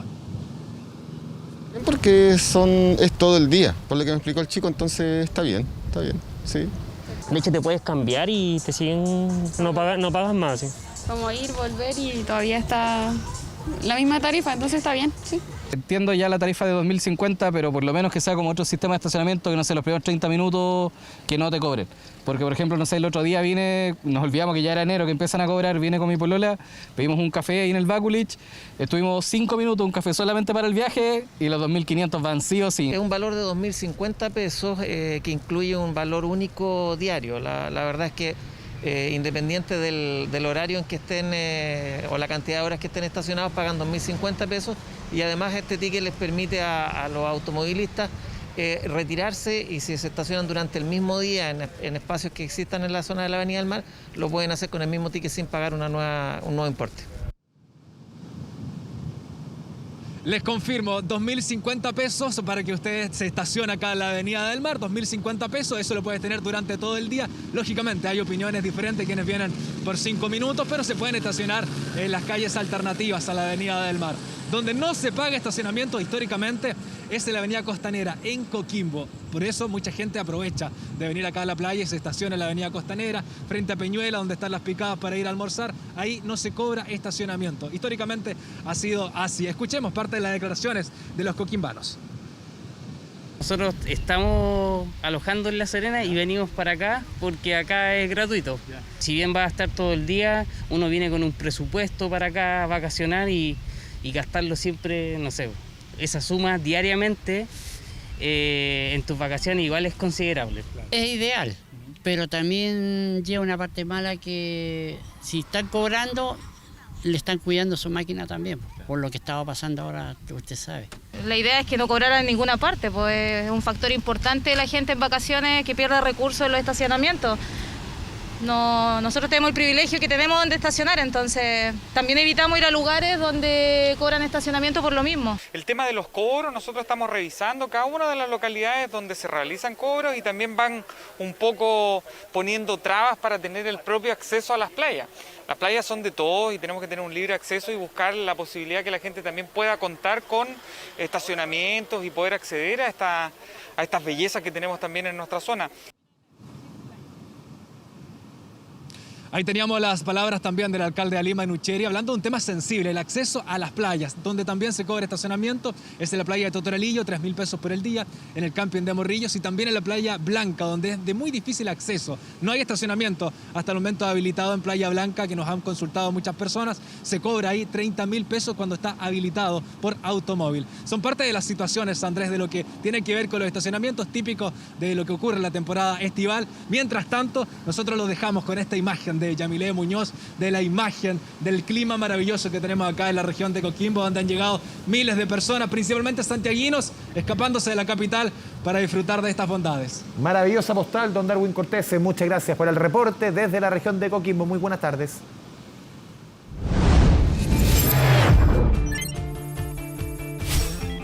Internacional. Revisamos información del mundo. Nos acompaña nuevamente en el estudio Andrea Aguilar. Al principio revisamos información relativa al Omicron, ahora hay otras informaciones obviamente importantes, Andrea. Otros temas de la agenda internacional. Andrés, como tú dices, Estados Unidos ha calificado como una amenaza de la comunidad internacional ese lanzamiento que, recordemos, hizo Corea del Norte de un presunto misil balístico, que es en menos de una semana después del lanzamiento de un misil hipersónico. Corea del Sur ya había detectado el lanzamiento cerca de las 7:30 de la mañana, hora local. La Guardia Costera de Japón también había informado de este proyectil, agregando que se trataría de un objeto similar a un misil balístico. El lanzamiento se produce poco después de que 6 países emitieran ya una declaración pidiéndole a Corea del Norte que cese sus acciones desestabilizadoras. Recordemos que Corea del Sur y Estados Unidos han estado trabajando para realizar un análisis detallado de la situación. Este último lanzamiento destaca además la promesa del líder norcoreano Kim Jong-un de reforzar las defensas del país como parte de sus prioridades políticas para el 2022.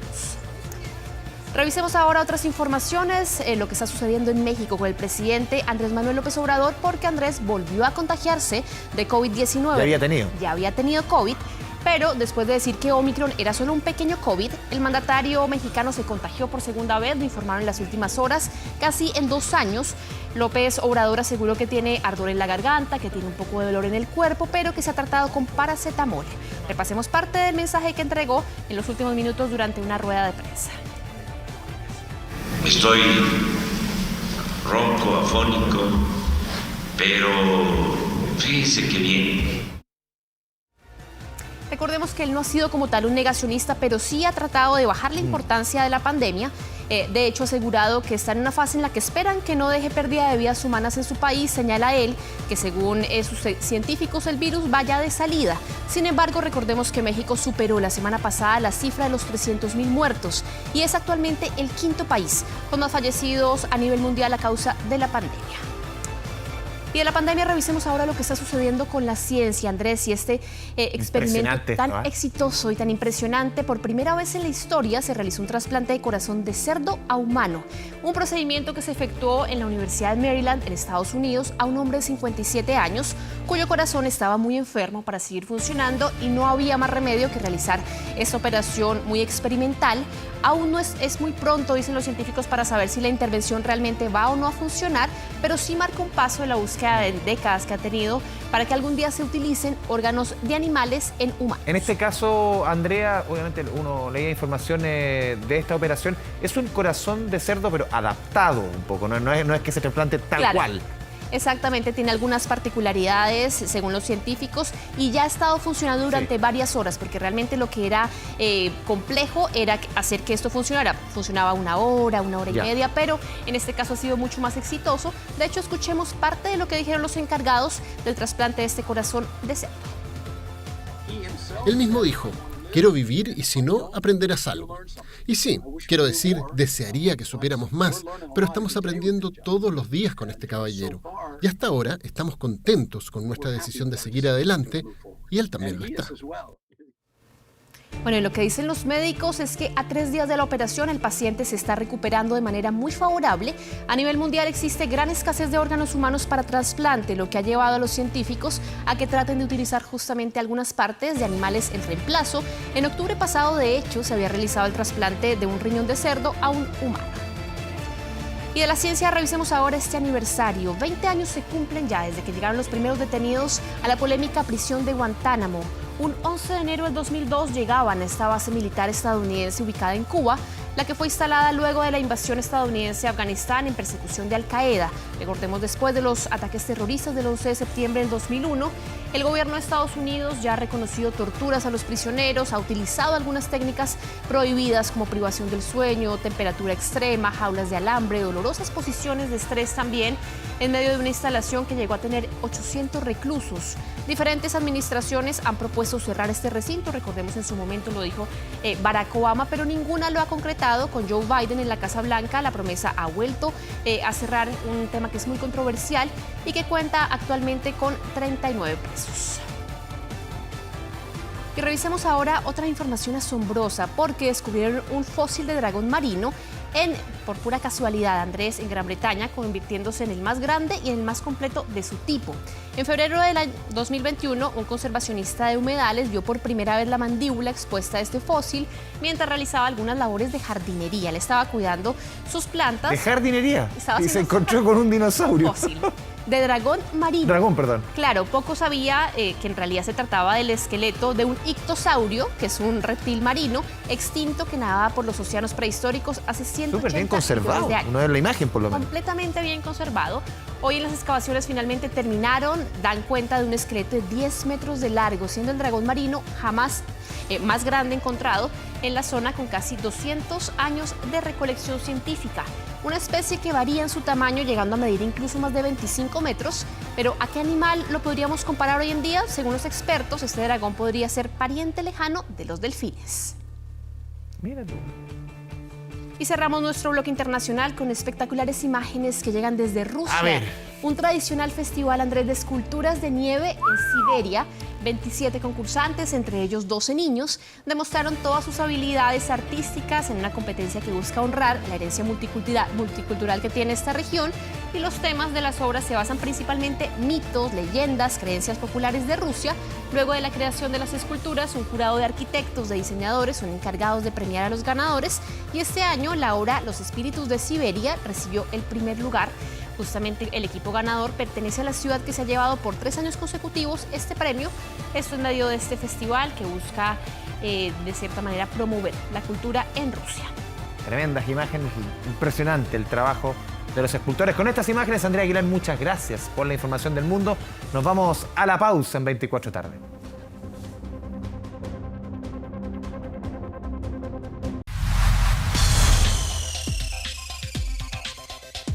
Volvemos a 24 tarde con información de la economía. Las dificultades para acceder a la compra de una vivienda ha llevado a que la demanda por arriendo vaya en aumento. Eso sí, muchos dueños de propiedades han incorporado exigencias muy particulares. Para conocer más detalles, tomamos contacto con José Ignacio Atenas. Nacho, muy buenas tardes. ¿Cómo están? Muy buenas tardes. La alta inflación que hoy se vive en nuestro país, con este 7,2%, la cifra más alta que no se veía desde hace 14 años, ha tenido un impacto en el bolsillo de los chilenos y también en un mercado en particular. Hablamos del mercado inmobiliario porque esto ha generado esta alta inflación, que por ejemplo las tasas de interés estén más caras de lo que veníamos viendo habitualmente. De hecho, el Banco Central ha situado la tasa de política monetaria en torno al 4% y el mercado, según cifras que incluso salieron el día de hoy, espera que en su próxima reunión la aumente a un 5%. Esto genera complicaciones al momento de pedir un crédito hipotecario, por ejemplo, el pago de dividendos con una UF que está sobre ya los 30.000 pesos y que justamente ha golpeado el bolsillo de los chilenos. Y también ha impactado el tema de los arriendos, porque al haber créditos más caros, la gente tiene la complicación de comprar un departamento, una casa, y la gente ha preferido obviamente una opción un poco más barata, que es el arriendo. La alta demanda de arriendos ha generado que la oferta también haya disminuido en el último tiempo y que los precios, por ejemplo, también vayan al alza. El día de hoy justamente conversamos con algunos expertos que nos comentaron sobre esta alta demanda que hay en torno al tema de los desarriendos y que ha generado, por ejemplo, algunas situaciones bastante particulares, porque las exigencias también han ido al alza debido a que muchas personas prefieren tener mayor información. Y hay dos puntos en particular que son los controversiales, porque lo conversábamos también el día de hoy con una administradora que nos comentaba que muchos propietarios al momento de arrendar un departamento están poniendo exigencias bastante particulares. Por ejemplo, el no tener niños menores de 12 años o de arriendo en caso de no tener una mascota. Conversamos justamente sobre esta situación, sobre el mercado inmobiliario y también sobre estas exigencias muy particulares que se están haciendo, y esto fue lo que nos dijeron. Lo está buscando arriendo en una comuna de Santiago y bueno, yo tengo mascotas y tengo niños, y me llamó mucho la atención que una de las exigencias era que no tuviera mascota, que está dentro de las posibilidades, pero otra que fueran niños mayores de 12 años. Consulté el por qué, porque yo tengo niños que son más o menos de la edad, y claro, ellos me comentaban que por un tema de mantener el orden dentro de la misma unidad. El tema de las mascotas hoy en día, la ley y los juzgados lo han definido que ya las mascotas son parte como de tu familia, pero siempre hay un comité dentro de un edificio que también tiene ciertas normas de sentido común. Si tú tenías un departamento, estás arrendando un departamento de 30 metros, 25 metros, que son un estudio, no puedes tener un perro, un pastor alemán metido en tu departamento. Exigencias bastante particulares para un mercado que hoy tiene una demanda bastante alta, con precios que han ido al alza y que lleva a un cuestionamiento. ¿Es posible o no tener este tipo de exigencias? ¿Es posible decirle a un futuro arrendatario que no se puede tener niños o que no se puede tener mascotas? Se lo consultamos a expertos que analizaron justamente esta situación y esto fue lo que nos dijeron. El problema sería de que yo no la arriende una vez, o sea, por ejemplo, que yo no diga que mis intenciones son que, por ejemplo, no tenga hijo o no tenga perro. ¿Ya? Yo lo oculto. Y cuando se ofrecen las personas, bajo ciertas características, la persona que arrienda elige a la persona que no tenga perros o no tenga hijos. Ahí sí estoy discriminando y eso sí sería ilegal. Un mercado que tiene una alta demanda debido a las dificultades de cientos de familias de chilenos que no pueden acceder a un crédito hipotecario y por supuesto no pueden acceder a comprar una casa en medio de una alta demanda entonces de arriendos, que mucha gente se está prefiriendo esta alternativa. Susana Sotenas, muchas gracias por la información. Buenas tardes.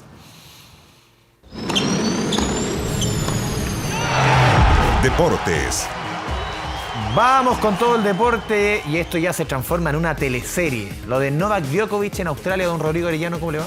¿Cómo estás, Andrés? Sí, porque cada día hay un argumento nuevo, cada día hay una polémica nueva. Por lo menos Novak Djokovic durante esta jornada comenzó a entrenar en la cancha central del Abierto de Australia. Acá están las primeras imágenes del serbio. El Rod Laver Arena. Es tremendo. Es tremenda cancha. Es tremenda cancha, es una de las más reconocidas obviamente a nivel mundial y ahí estuvo entonces Novak Djokovic entrenando, pero todavía no lo tiene tan fácil porque ayer se especulaba, habían rumores que decían atentos porque lo pueden deportar. Ya por lo menos logró meter los pies en la cancha, que es importante para él. Sin embargo, tras su liberación, el gobierno australiano lo tiene bajo investigación. ¿Por qué? Te estamos mirando, le dicen. Por una presunta irregularidad en su declaración para poder viajar. Y es que en su declaración, con fecha 1 de enero, el tenista serbio declaró no haber viajado en los 14 días anteriores a su llegada a Australia. Mira, se le están buscando todo, Pero, ¿qué pasó? Pero bueno, las redes sociales no dicen lo mismo. Hay fotos que lo mostraron en Cádiz el 24 de diciembre en España. Y días después, en ahí la costa de Marbella, donde vive nuestro Manuel Pellegrini. Bueno, por ahí estaba Novak Djokovic. Lo más preocupante es que en esa fecha, según lo que presentó ante el juez que lo liberó, estaba contagiado de COVID-19, pero su PCR positivo también está en tela de juicio. No, esto es terrible, mira, porque, a ver, en el papel de su examen, esto lo han verificado algunos medios y está la denuncia ya en poder del gobierno australiano. A ver, en el papel de su examen del 16 de diciembre dice positivo, pero el mismo documento, con el código QR, dice negativo después. No, es tremendo, es muy extraño. Entonces la polémica ahora gira en torno a las irregularidades del testimonio número uno. Estuvo en Marbella, tiene o no tiene, tuvo o no tuvo. Bueno, o sea, va a subir, no, y yo estuve ahí, subí la foto, estaba en otro lado. Lo cierto es que estaba bastante... ¿Que viajé antes y subí las fotos después? ¿Ah? Está ahí, tenemos nuestro equipo de... Tenemos nuestro equipo de 24horas.cl ahí chequeando el tema del código QR, son expertos, así que van a tener una declaración más rato, pero lo cierto es que al gobierno australiano esto le parece ya muy extraño y más allá de que Djokovic esté entrenando, lo cierto, Andrés, que acá, si tú me preguntas ahora, yo no te puedo asegurar que vaya a jugar el 17 de enero en la primera ronda. Ya. Salió ya la lista del Abierto de Australia y Djokovic es el primer favorito, el primer sembrado. Sin embargo, habrá que esperar hasta que ya definitivamente la autoridad australiana dé por cerrada todas las aristas, en este caso Novak Djokovic. Tenía la teleserie. ¿Alguna vez pediste perdón por escrito? ¿Ah? Por tantas veces. ¿Sí? Por favor. Bueno, después de 10 años de matrimonio, imagínate. Arturo Vidal no se resigna y envió una carta a la FIFA tras recibir el castigo por la infracción que cometió sobre el ecuatoriano Félix Torres, que le costó la marginación de los próximos 3 partidos de La Roja contra Argentina, Bolivia y Brasil, duelos en que La Roja se va a jugar su futuro rumbo al Mundial de Qatar. Arturo Vidal, según lo consigna el diario La Tercera, escribió un documento a la FIFA donde de su puño y letra, a la antigua, a la romántica, ¿ya?, asegura que la acción fue involuntaria y que está arrepentido. En su carta insistiría en que no tuvo intención de dañar al rival, sino que de disputar el balón. Sostiene que no vio a Torres y que esa jugada forma parte habitual del repertorio de despliegue en la cancha. También expone que habló con Torres y este aceptó sus disculpas.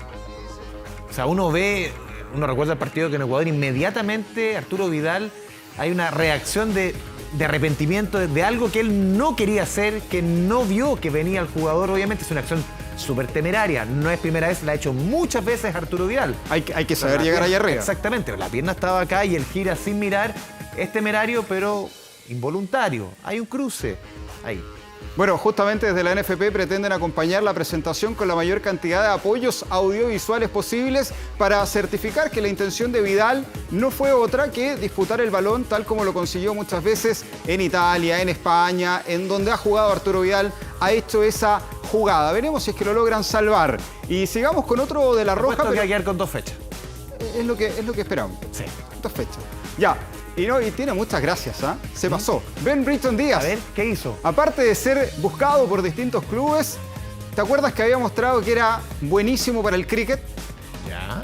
Un deporte muy británico. Exacto. Bueno, ahora también en el tiro skate, como nuestra querida Francisca Grobeto, nuestra deportista del Team Chile, capitana mucho tiempo. Medallista de plata en Seúl 88, Alfonso de Iluarrízaga. Un deporte... Usted no se acuerda, pero le saqué el carnet de identidad y se lo desplegué. Bueno, Ben Britton, de plata, el 88. Ben Britton también nos demuestra que tiene también estos talentos y fue con un grupo de amigos. Algunos se asustaron, lo vieron con una arma en la mano, pero finalmente es un arma para dispararle a estos discos. Muchos que son pensaron lanzados. Quizás Casa de Animales y cuántos deportistas y otras celebridades, incluso el rey de España, que han salido bien menoscabados después de lamentables fotografías cazando animales. Bueno, finalmente subió el video completo, porque bueno, subió la foto, se asustaron, pero ahí está el video de Ben y se va a lanzar la hélice de atrás. Digo yo, energías renovables no convencionales. Bueno, pero con la puntería que anda Ben Britton, Es verdad, sí, anda dulce el hombre. Sí, así que también mostrando que tiene gracia para este tipo de deportes olímpicos. Y ahora, ¿sabes qué? Lo están buscando a algunos lados, Porque claro... Real Madrid o Barcelona, Rodrigo Arellano, eso, el humo. El humo. Justamente en la presentación a sacar los Pintos queda corto con la cantidad de humo. Pero la presentación se ve bien. Pero ¿cuál le queda mejor? Queda bonita. ¿Cuál le queda mejor? ¿La del Real Madrid o la del Barcelona? Yo creo que tendría más espacio hoy día en el Barcelona. De jugar. Sí. Estamos jugando a una hipótesis absoluta. En el Real Madrid yo le veo menos opciones. Sí, además que... Vinicius Junior y cuántos cracks arriba. ¿Y por qué suena...? Bueno, y aparte que Real Madrid se está peleando entre contratar a Mbappé o Haaland o a los dos juntos, para decirle a Benzema... Y Britton es como, perdón, tremendo jugador, pero estamos hablando de Mbappé. Bueno, pero la gracia de Britton es su estatura, es alto, es rápido, ha demostrado tener capacidad también para tomar balones de mitad de cancha y generarse ocasiones de gol. Y tiene 22 años, 22 goles en 25 partidos, por eso mismo ya lo ponen algunos medios españoles en la órbita del Real Madrid y el Barcelona. Se excedió en el humo Rodrigo Arellano. ¿Sí? Se excedió, sí. Pero mira la producción, ya te lo mostramos, si te lo quieres imaginar, en la senda de Alexis o en la senda de Iván Zamorano, Ben Britton, que sigue causando sensación. Usted me hizo una promesa ayer, espero que cumpla. Vamos paso a paso.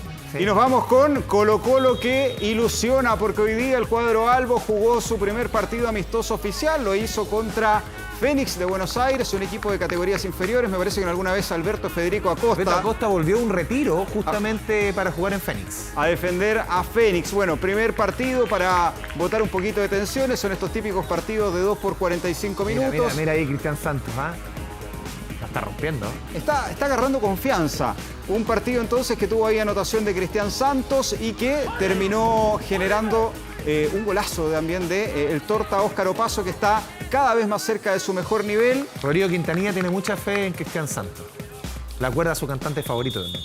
Está trabajando Santos para mostrar. Bueno, la noticia preocupante de Colo-Colo fue que no pudo terminar el partido Brian Cortés debido a una molestia en uno de sus dedos, pero dicen que no es de mayor preocupación y la burbuja sanitaria sigue funcionando, aunque Colo-Colo ya comenzó a trabajar en cancha con rivales argentinos, con todas las medidas de seguridad en cuanto a testeos de PCR y esperando el 14 de enero el debut ya oficial en cuanto a amistosos con un partido frente a la Universidad de Chile en el polémico hexagonal que se va a jugar en La Plata. ¿Se va a jugar? Sí. Digo, la cantidad de casos que en Argentina no nos sorprenda. Es lo que esperan. Sí. Seguimos con suerte de chilenos. Dejamos a los que están en Argentina y nos vamos a los que están en Arabia Saudita. Los chilenos tuvieron un buen resultado en esta novena etapa del Rally Dakar. Francisco Chaleco López quedó tercero a 5 minutos y 29 segundos del líder Seth Quinteros, pero se mantiene como líder en los prototipos ligeros. José Ignacio Cornejo, el hombre del norte de nuestro país, tuvo su mejor jornada también y llegó primero, ya segunda etapa que gana en esta prueba, había ganado la séptima, ganó la novena. Y sigue avanzando, quedó en la octava posición en las motos. Pablo Quintanilla quedó octavo a 5 minutos y 2 segundos del Nacho Cornejo, pero también continúa ahí en el cuarto lugar de la general. En camiones, Ignacio Casale llegó quinto y en la general está 29. ¿No? Entretenidos son los camiones. Categoría favorita. Maravillosa. Ya, seguimos a ver, tenis. Bueno, nos vamos con Marcelo Tomás Barrios, el chileno, número 3 de nuestro país, que está disputando justamente el Campeonato del Abierto de Australia y que avanzó a la siguiente ronda, ganando en su primer partido en la quali. Le ganó por 6-3 y 7-5 al francés Alexander Miller por el paso a la segunda ronda. El chillanejo ahora va a enfrentar a Thiago Tirante, el argentino. Buen partido de Barrios, dominando de principio a fin, con ese toquecito suave, con ese drop que le mete a veces esa cortita. Le está yendo bien a los chilenos, por lo menos en el inicio en Australia. Ayer ganó Tavilo. Ayer ganó Tavilo, ganó Aliana Seguel. Bien. Y ahora celebramos el triunfo de Marcelo Tomás Barrios, el chillanejo, en este polémico Abierto a Australia. Si no es polémico por la temperatura, es polémico también por el protocolo. El protocolo sanitario y todo eso. Ya, nos vamos ahora a otro partido porque se está jugando en distintas canchas en Australia y esto es insólito. Le ocurrió a la bielorrusa Ariana Sabalenka, que en un partido ya previo al Abierto de Australia, esto no fue como Kyrgios por molestar al rival, sino que cometió 11 dobles faltas seguidas en el WTA 250 de Adelaida. ¿Y esto se puede hacer? ¿Al saque se puede hacer por arriba? Es válido. Pues da lo mismo. Es válido. Entonces se frustró tanto después de 11 dobles faltas, no encontraba el saque, no se sentía bien, tenía una molestia en un hombro y empezó a sacar por abajo.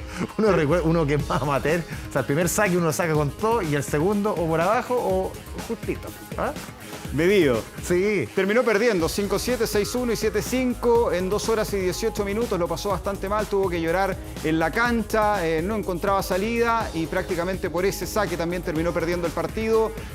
11 dobles faltas seguidas, no fue cosa fácil, finalmente terminó perdiendo, se encomendó ahí.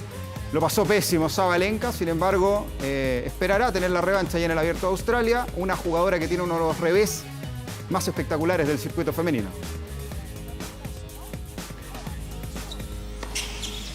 Y acá está un local, Bernard Tomic. Y mira, está incómodo, perdió en el partido de la quali, pero ¿sabes qué? Denunció que estaba jugando con COVID.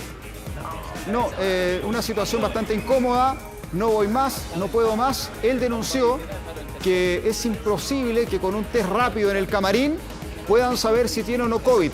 Él empezó a encarar ahí a la jueza central y también a los médicos del Abierto de Australia y les decía: estoy jugando con síntomas, no puede ser que sea positivo, y remató esta declaración asegurándole a la jueza: si no estoy infectado por COVID en 3 días, te invito a cenar.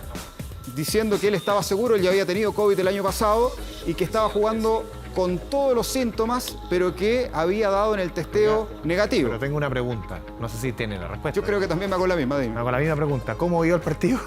No, perdió, terminó perdiendo 7-6. Muchas veces justificación para un mal nivel, pero también puede tener perfectamente el virus. Pero para justificar quizá un mal nivel, una mala jornada, nunca se sabe. Una acusación bastante dura de Tomic porque acusó que el protocolo no era el correcto y que era imposible que con un test rápido pudiera saber si un tenista está contagiado o no. Esperaremos 72 horas para ver si se cumple el diagnóstico de Bernard Tomic, que estaba ahí bastante molesto. Tú eres de... Mira, hablamos de series. Tiene un aire a Santi Cañizares, un arquero antiguo. ¿Tú eras de ver series en los 90? Escuchemos un poquito.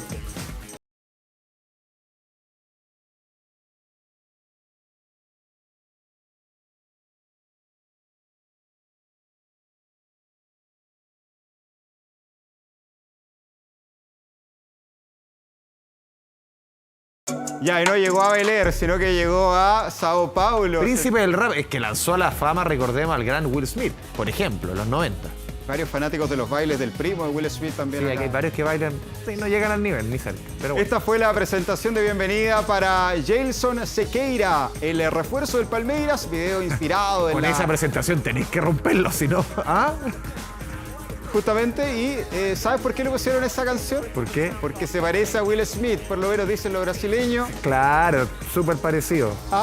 Y por eso mismo lo presentaron con esta canción entonces de la serie El Príncipe del Rap. El exjugador del Dalian Pro China de 26 años pasó los exámenes médicos. Son bastante estrictos con los exámenes médicos en el Palmeiras. Es el compañero de Kusevich. De Benjamín Kusevich. Y ya se integrará la disciplina del campeón de América, Abel Ferreira. ¿Ustedes si lo presentaran con qué personaje? No, mejor ya. Lo voy a guardar. Ya. Batman puede ser, ¿no? Batman. Agrandé. Ya. Ya. Y nos vamos también con una noticia para los fanáticos de este deporte que está de moda. Pablito Vázquez acá está vuelto loco. Porque se viene un evento entre esta jornada de martes y miércoles. Se va a jugar el Pala Fest Tour, un campeonato que tiene una gracia. Mira esa jugada, impresionante. El número 1 del mundo de pádel, Juan Lebrón, está en nuestro país. Va a estar jugando ahí en el Club Total de Chicureo. Todavía hay entradas a disposición para la jornada de mañana, pero lo tendremos ahí. El mejor del mundo está en Chile. Hay un boom del pádel en Chile, ¿eh? Sí. Aquí muchos juegan acá. Conversamos, que jueguen bien es otra cosa. Conversamos con Juan Lebrón. ¿Cuál es su golpe? El revés. El revés. Y el smash. Ya. Oye, conversamos, una para los fanáticos de Católica. A ver. Conversamos con Juan Lebrón esta mañana, vamos a tener la entrevista en 24 horas y terminada la entrevista, estábamos hablando de los futbolistas que les gusta mucho el pádel. Adivina de qué futbolista se acordó el español. ¿De aquí de Chile? Sí. Gary Medel. No. ¿De cuál? Diego Buenanote. Diego Mario Buenanote. ¿Cómo está Buenanote? Así que tiene un fanático el jugador de la Católica. Del Málaga, me imagino. Por ahí. No es del Málaga, pero le gustaba cómo jugaba Buenanote. Diego Mario, ya. Rodrigo, muchas gracias. Hasta luego. Son las 2 de la tarde con 59 minutos. Vamos cerrando 24 tardes. Se puede seguir informando a través de nuestra señal de noticias, canal 24 horas. Muy buenas tardes.